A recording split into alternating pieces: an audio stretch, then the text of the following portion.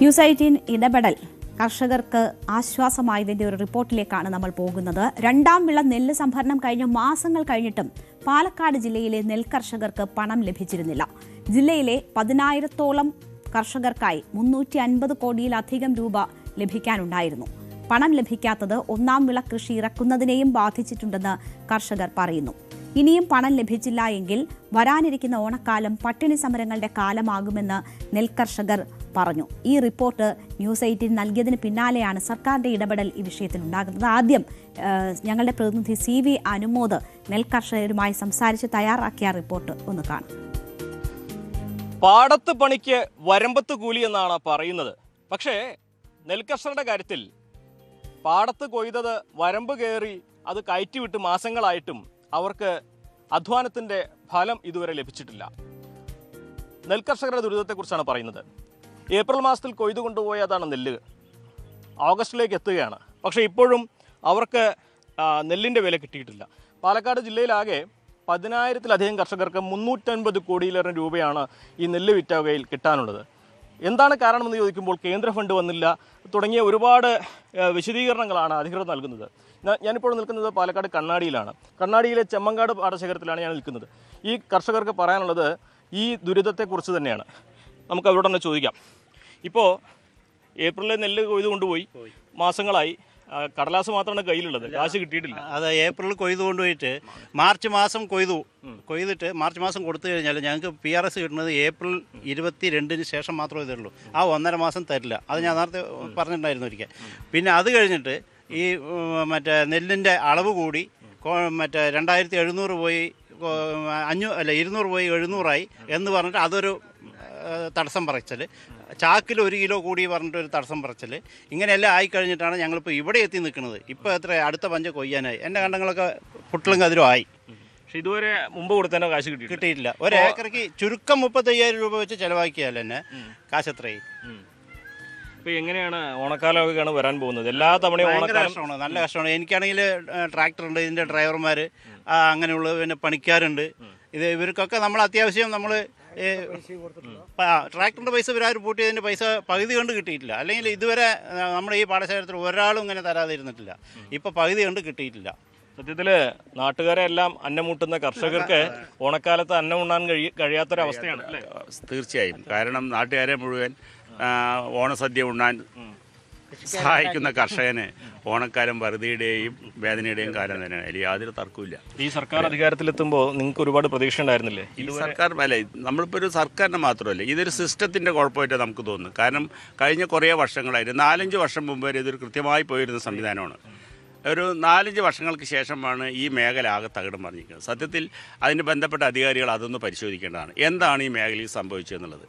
കാരണം ഇപ്പോൾ 2022 വരെയൊക്കെ ഒരു തടസ്സവും കൂടാതെ പോയിരുന്നൊരു സംവിധാനമാണ് ഇപ്പോൾ ആകെ അടിമുടി താളം തെറ്റി കിടക്കുകയാണ്. ഇപ്പോൾ നമ്മൾ പത്രങ്ങളൊക്കെ വായിക്കുന്നതാണ്, കേന്ദ്രം കണക്ക് കൊടുത്തിട്ടില്ല, ഓഡിറ്റ് ചെയ്തില്ല. അതൊന്നും സത്യത്തിൽ കൃഷിക്കാരനെ അറിയേണ്ട വിഷയങ്ങളല്ല. അതൊക്കെ ബന്ധപ്പെട്ട ഉദ്യോഗസ്ഥർ ചെയ്യേണ്ടതാണ്. ഇനി എന്താ നിങ്ങൾ മുമ്പിലുള്ളത്? ഇനി മുമ്പിൽ ഇപ്പോൾ ഞങ്ങൾ ചിങ്ങം 1-ാം തീയതി കരിദിനമായിട്ട് ആചരിക്കുകയാണ്. അതിന് പുറമെ നെല്ലിൻ്റെ പൈസ ഈ ഓണത്തിനുള്ളിൽ കിട്ടിയില്ലെങ്കിൽ ഞങ്ങൾ സമരമായിട്ട് വലിയ സമര പദ്ധതിയായിട്ട് മുന്നോട്ട് പോകാൻ തന്നെയാണ് തീരുമാനം. ഈ കൃഷി ഇറക്കുന്നതിനെ ബാധിച്ചില്ലേ ഇതൊക്കെ? ബാധിച്ചു, നന്നായി ബാധിച്ചു. ഞങ്ങൾ കടം വാങ്ങിച്ചിട്ട് 9%, 10% ഇൻട്രസ്റ്റ് കൊടുത്തിട്ടാണ് ഗോൾഡൊക്കെ കൊണ്ട് പണയം വെച്ചിരിക്കുന്നത്. പക്ഷേ ഞങ്ങൾക്ക് 3-4 മാസമായി പൈസ കിട്ടിയില്ല. അതിൻ്റെ ഒരു പൈസ പോലും പലിശയായിട്ട് കിട്ടില്ലല്ലോ. ഇത് മുഴുവൻ ഞങ്ങൾ കടത്തിൽ തന്നെയാണ് നടക്കുന്നത്. പ്രതീക്ഷിച്ചു, പക്ഷേ ഓണത്തിന് മുന്നേ കിട്ടും എന്നൊക്കെ പ്രതീക്ഷിച്ചു. ഇപ്പോൾ കിട്ടിയിട്ടില്ലല്ലോ. ഇപ്പോൾ ഇത്ര കാലം കിട്ടിയിട്ടുമില്ല. 4-5 മാസമായി നെല്ലളന്നിട്ട് കൃഷിക്കാരെല്ലാം പണയത്തിലാണ്. അത് 350 കോടി അനുവദിക്കാനുള്ളൂ. പക്ഷെ അത് ഗവൺമെന്റ് പീസ് ആയിട്ട് ഇങ്ങനെ തന്നെ ആർക്കും കിട്ടാത്ത ട്രാക്ടറെ കൂലി പാടങ്ങളുണ്ട്. ഇത് സത്യത്തിൽ ഇപ്പോൾ ഒരു 90% പണി പൂർത്തിയായതാണ്. ഇനിയിപ്പോൾ അത് കൊയ്യിൻ്റെ മാത്രം എന്ന് പറഞ്ഞാൽ ചാഴിക്കൊരു മരുന്നടിക്കലും കൊയ്ത്തും അത്രേ അതിനകത്ത് ബാക്കിയുള്ളൂ. ബാക്കി എല്ലാ പണിയും പൂർത്തിയാക്കിയത് എന്ന് പറഞ്ഞാൽ നമ്മൾ ചിലവാക്കാനുള്ള സംഖ്യയുടെ 90%.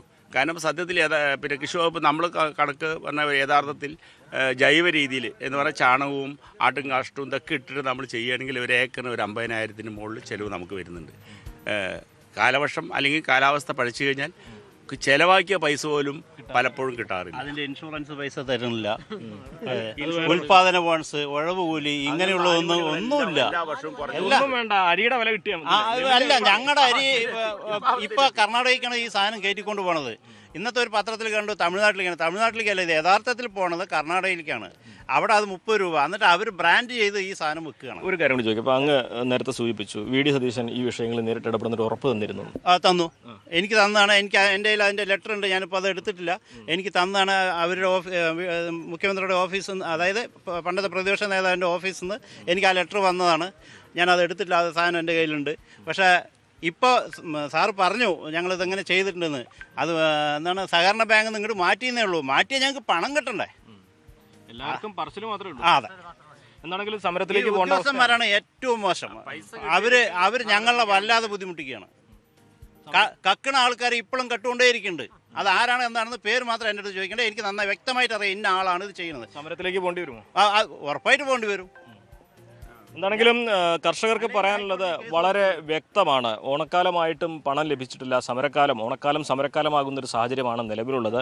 സർക്കാരിന് ഒരുപാട് പ്രതീക്ഷയോടെയാണ് കാത്തിരുന്നത്. പക്ഷേ ഈ സർക്കാരും അവരുടെ പ്രതീക്ഷ നിറവേറ്റിയില്ല. ഇപ്പോഴും കടബാധ്യതയിൽ തന്നെ കർഷകൻ തുടരുന്നു എന്നുള്ളതാണ് അവസ്ഥ.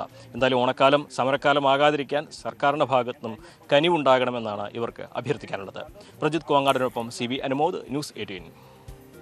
എന്തായാലും പാലക്കാട് കർഷകരുടെ ദുരിതം News 18 പുറത്തുവിട്ടതോടുകൂടി തന്നെ ഇതിൽ അടിയന്തര ഇടപെടൽ സർക്കാരിന്റെ ഭാഗത്തു നിന്നും ഉണ്ടായിരിക്കുകയാണ്. News 18 വാർത്തയ്ക്ക് പിന്നാലെ ഭക്ഷ്യമന്ത്രി അനൂപ് ജേക്കബ് വിഷയത്തിൽ ഇടപെട്ടു. ഇന്ന് തന്നെ 104 കോടി രൂപ അനുവദിക്കും എന്ന് മന്ത്രി പറഞ്ഞു. പാലക്കാട്ടെ ഉൾപ്പെടെയുള്ള കർഷകരുടെ ദുരിതം ഇന്ന് രാവിലെ പുറത്തുവിട്ട വാർത്തയിലൂടെ മനസ്സിലാക്കിയാണ് ഈ ഇടപെടൽ ഉണ്ടായിരിക്കുന്നത്. എന്തായാലും മന്ത്രി ആശ്വാസകരമായ ഒരു വിവരമാണ് News 18 വാർത്തയ്ക്ക് പിന്നാലെ അതിൽ ഇടപെട്ടുകൊണ്ട് നൽകിയത്.